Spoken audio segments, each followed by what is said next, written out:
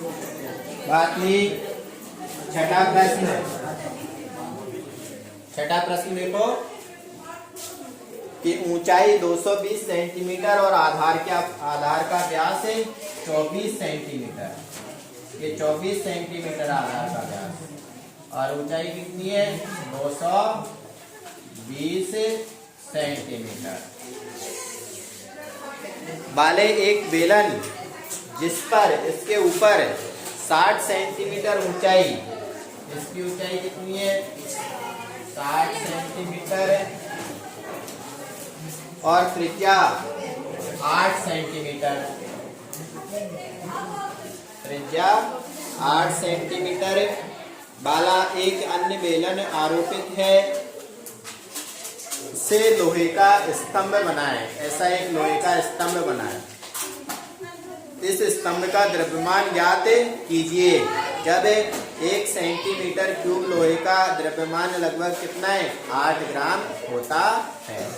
हमें क्या करना है, इसका जो स्तंभ बन रहा है इसका आयतन निकालना है। तो आयतन निकालने के लिए दो बेलन बन रहे हैं, दोनों बेलनों के आयतनों का क्या कर देंगे योग कर देंगे। बड़े बेलन का आयतन प्लस छोटे बेलन का आयतन, तो पूरे स्तंभ का आयतन आ जाएगा और इसको लास्ट में किससे गुणा कर देंगे 8 से। तो इसका क्या आ जाएगा द्रव्यमान आ जाएगा। द्रव्यमान निकालने के लिए लास्ट में 8 से गुणा करना है। क्या निकालना है दोनों का आयतन। तो सबसे पहले तो हम लिख लेंगे जो हमें दे रखा है बड़े बेलन की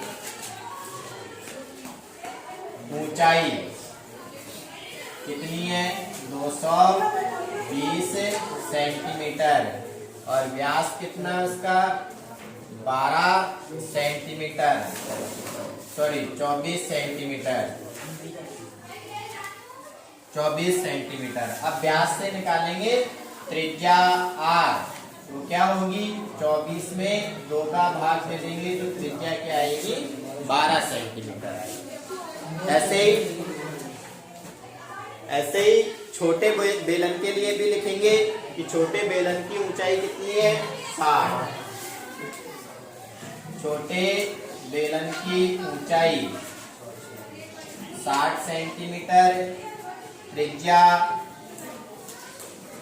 8 सेंटीमीटर और अब निकालना है हमें स्तंभ का आयतन। स्तंभ का आयतन निकालेंगे। स्तंभ का आयतन क्या होगा बड़े बेलन का आयतन प्लस छोटे बेलन का आयतन। बड़े बेलन का आयतन प्लस छोटे बेलन का आयतन। बेलन के आयतन का सूत्र पाई आर स्क्वायर है। अब बड़े की मैं कैपिटल आर लिख देता हूँ पाई आर स्क्वायर एच, इसको भी भले कैपिटल एच लिख सकते हैं अपन, प्लस छोटे की पाई आर स्क्वायर एच। दोनों में अंतर करने के लिए ये तो बड़े बेलन की त्रिज्या और ऊंचाई है, ये छोटे बेलन की त्रिज्या और ऊंचाई है। लिखेंगे मान, पाई का मान है 22/7, सवाल में लिखा है 3.14, तो वही लेंगे अपन 3.14। देखो दोनों में से कॉमन ले लेते हैं अपन। दोनों में क्या कॉमन आ रहा है पाई, पाई दोनों में है तो इसको बाहर निकाल लेंगे। सवाल में क्योंकि 3.14 दे रखा है तो वही लिखेंगे, वो थोड़ी ये मान रखने के बाद लिखेंगे। आर बड़े बेलन की त्रिज्या कितनी थी, बड़े बेलन की त्रिज्या 12 सेंटीमीटर, तो 12 गुणा 12 गुणा एच, बड़े बेलन की ऊंचाई 220 प्लस ये पाई तो बाहर चला गया, ये दोनों बचे, प्लस ये पाई भी बाहर आ गया। यहाँ आर का मान लिखेंगे, छोटे बेलन की त्रिज्या 8 गुणा 8, घात 2 है ना इसलिए, और छोटे बेलन की ऊंचाई 60 गुणा में 60। इन सबको गुणा करेंगे और अब लिखेंगे पाई का मान क्या है, सवाल में दे रखा है कि 3.14 लेना है। गुणा करेंगे 12 गुणा 12 144, 12 का वर्ग, फिर 22 से और गुणा करेंगे 22 चौके 88, हासिल 8, वापस 22 चौके 88 में 8 जोड़ेंगे 96, हासिल 9, 22 एकम 22 में 9 जोड़ेंगे 22 और 9 31, के पीछे ये 0 और चिपकानी है।